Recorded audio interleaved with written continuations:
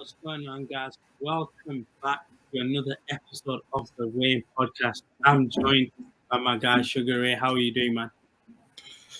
How's it going, man? It's been a busy weekend of boxing and then a lot of boxing coming up this weekend. So, yeah, it's been a lot of late nights tuning in, but what a great end to the year.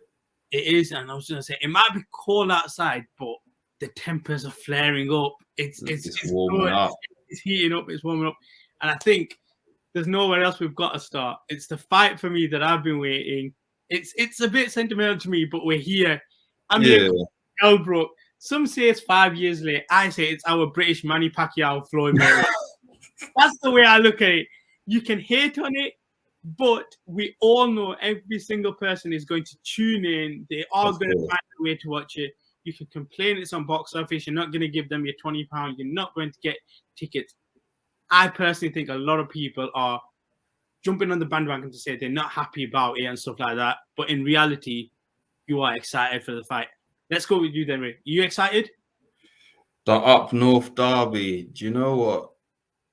It's so funny because I always used to say to myself, after a sell-by day, I always knew the fight was going to come. And I kept on saying to myself, when it comes, nobody cares. But my goodness, just looking at that press conference, I said, hook, line, and sinker, they got me. Listen, shout out to Boxer. I always say that I'm glad Boxer's there because competition is better for the fighters and competition is good for the fans. And I feel like, obviously, with Brooks, you know, he hasn't been on the best of terms with Eddie Hearn, so it weren't going to be on the Zone and Matchroom. So the fact that it's on Sky, it's got a wide audience still, and Boxer's there. So it's been brilliant. And that press conference, man, they were throwing bar for bar. That was, what I like about it is that there's a lot of fights that pass their sell-by date, and you have like older fighters trying too hard to saying corny stuff to get the attention of the public. But this is genuine, like, competitiveness. This is genuine dislike for each other. So I feel like that's why it sells. It's not fabricated, let's try hype ourselves up or lie or do this fake shoving and pushing stuff so that people pay attention. No, this is genuine.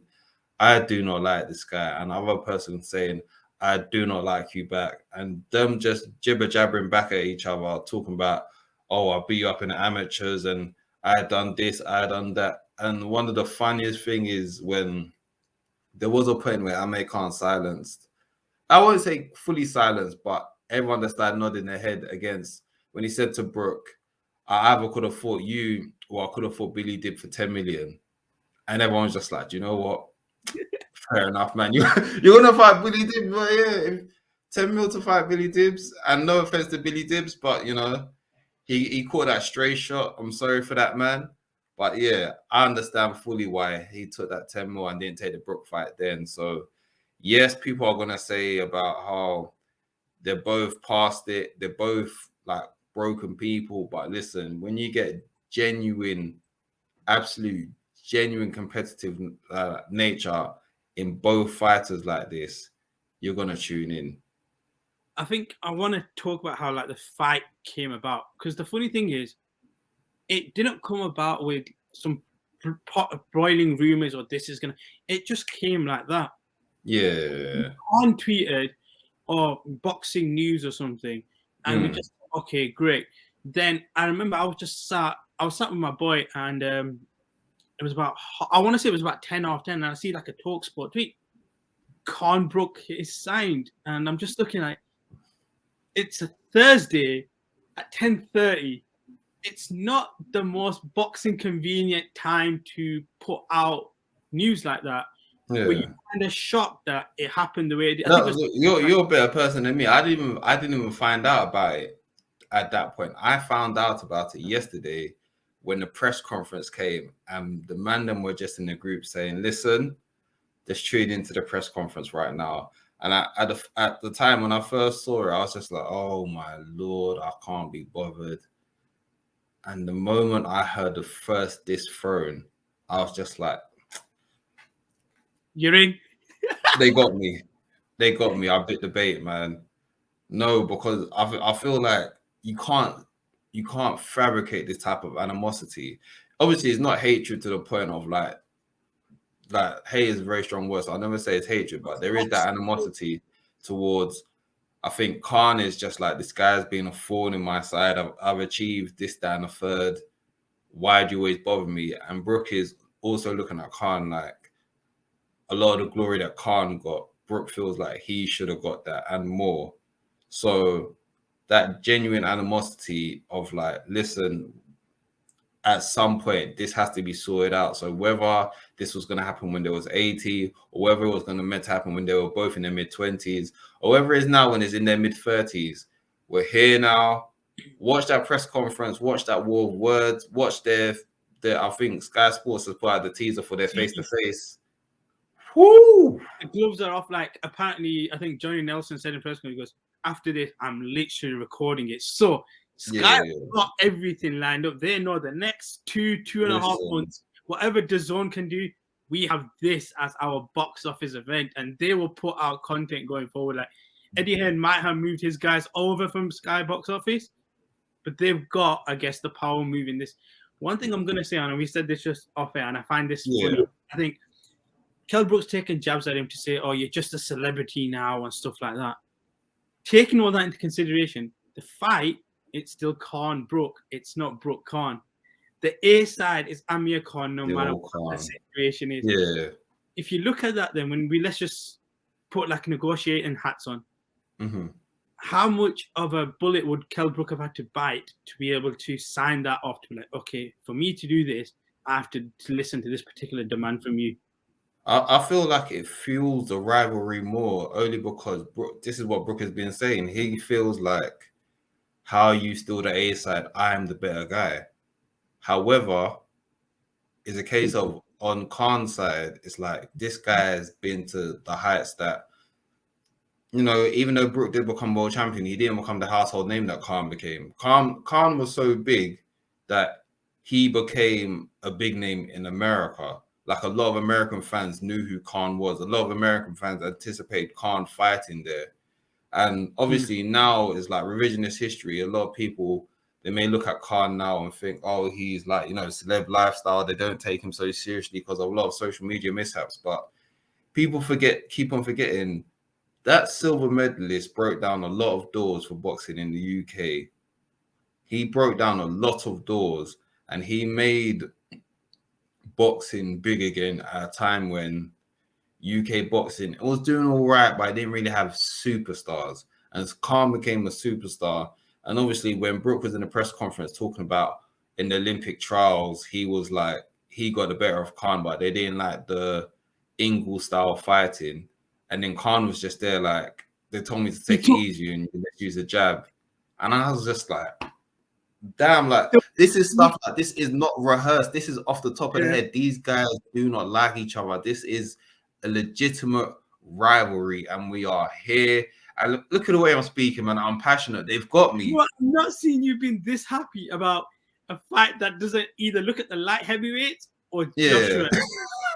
Listen, they really got me hook, line, and sinker. I did not think that they would have got me like this, but that press conference sold it to me. Like, I don't want to hear no nonsense about, oh, they're past it, which is true. But listen, we're here now. I know both of them are going to bring it. Obviously, Brook has gone back to training at the Ingle gym. Khan has now taken his services to America to train with Terence Crawford's camp. And like, even some of the jabs that they were throwing at each other, and it was just like, you got knocked out by, when Khan was telling Brook, you got knocked out by a jab. You got knocked out by a jab. And then Brook said, in like, the gloves are off. He was just like, but you know what it's like to be not spark out. And it was like a drop the mic moment, because then it's like, wait a minute, now you need that. They've dropped that. Listen, if I was Brook, I would have walked off the table. From at that point, I would have walked away from the table, and I said, that's the promo, that's it. Like, cut the cameras. Are you crazy? To tell a guy, I don't know how it's like to be knocked out, but you've been knocked spark out. And for the guy to just have no rebuttal. And up to that point, yeah, it was kind of like, Khan has been winning the bouts when it came to the trash talking. It was like each round of trash talking, Khan would win 10-9, 10-9. What a 10-8 round for Kell Brook that was. Now, I'm going to say one thing. Obviously, you have the big fights. They're always in London. This one's here for me at home, Manchester. Are you going to, if you can, would you make the trip up north to come watch this? Listen, if we can secure tickets, because I know me and quite a few friends have said we're going to look to sign up. We are making that trip to Manny 0161. Holler at us, welcome us. Shout out Lyndon Arthur, who's going to be fine this weekend as well. But yeah, we'll definitely be making that trip for the Up North Derby. We've got to show love to the Northerners, because when it comes to a lot of the London fights, you know, we make a lot of noise, but this is the Northerners' turn, so we've got to show love to Up North. This is what I'll say though, like, everyone knows how I feel about Amir Khan. Like I say, he's breaking down barriers, but on more like on a personal level. He's like, when they talk about, like, let's say it's just football, there's nobody to look up to, there's no figurehead. And it comes to boxing, he was the guy that I can recall that broke it down for British Pakistani people. Like, you see it now, there's a lot more because he's one of them guys. So I think in terms of support, when you come, if you come, you will see how the support will. I'm ready to embrace it. The idea that Leeds fans, Sheffield, Yorkshire have it. Now, Manchester Arena will have a significantly high fan base towards them. I will be very surprised if that doesn't happen. But saying that, I know we're like two and a bit months. The tickets haven't even gone pre-sale. If either of them lose, how you don't recover from this particular loss? I honestly feel like this is a retirement fight for both of them. Or if they do have a fight after this, it's just going to be more fights just to go on a send off, because there's a lack of big fights for either fighter. But this is like ultimate bragging rights. All I hope is that it doesn't end in controversy. Well, to be fair, if it ends in controversy, but in a good way, if it ends in like a controversial split decision, but it was action-packed fight, then they can run it again. I just hope that this issue gets resolved and it ends up being a classic boxing fight, classic UK in the history books, because this is giving me vibes of Groves versus Froch. Obviously, those two were more in their prime, and Froch is going to go on to wherever he broadcasts and tell us that he saw that Wembley. Shout out Froch. But this will be a significant milestone in British boxing, and I hope it lives up to the hype, because my goodness, they've got us. So yeah, I'm just looking forward to it. And what good news, especially like I said, near the end of the year, on the brink of, you know, the year finishing. We've got Yard versus Arthur coming up, which I'm looking very much forward to, and then also following on from the Kambosos and Teofimo fight, we've got Jojo Diaz versus Devin Haney, and that could lead to lightweight unification finally, because I weren't calling those four people kings. Maybe Haney, but the rest of them still have more to prove or show willingness to fight. But we'll leave that for another show. Just quickly, I am gonna say this thing, and this is gonna sound controversial.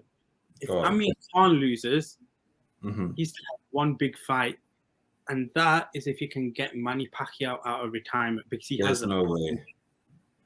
Pacquiao is in full-blown politician.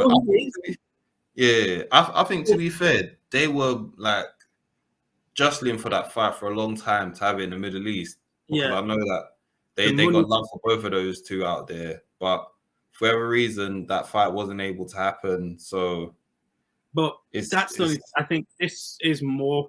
Kell would struggle more to get something than Khan. But let's just quickly talk about a couple of the fights that you said. Lyndon Arthur and Anthony Yard rematch. We all remember how the first one went. How do you see this going? Again, it's a really solid British fight towards the end of the year. I'm leaning towards Lyndon Arthur.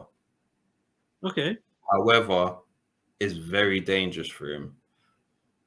It's very dangerous for him. I'll put that. But he's got the skills to win. But it's one of those situations. If he gets caught, then that's that lights out power. But also, you got to remember, Lyndon Arthur's not some weakling as well, so he might just catch Yard. So it's either going to go two ways. It's going to be an exciting fight or it's going to be a systematic shutdown from Lyndon Arthur.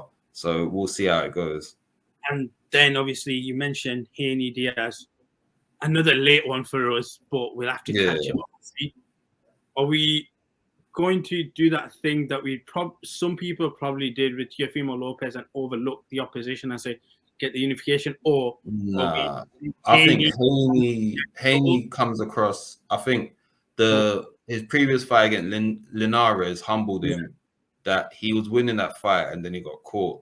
So I think Haney thankfully got that reality check of, yes, you can dominate, but you can get caught at any time. And I feel like that was the biggest blessing in disguise. People try to make fun of him, but everyone can get caught. He didn't actually drop. So all that talk about he's got a weak chin or he's got a suspect chin, it doesn't run for me, because he got caught, he recovered well, he showed maturity beyond his years. So he should win if he got his head screwed on.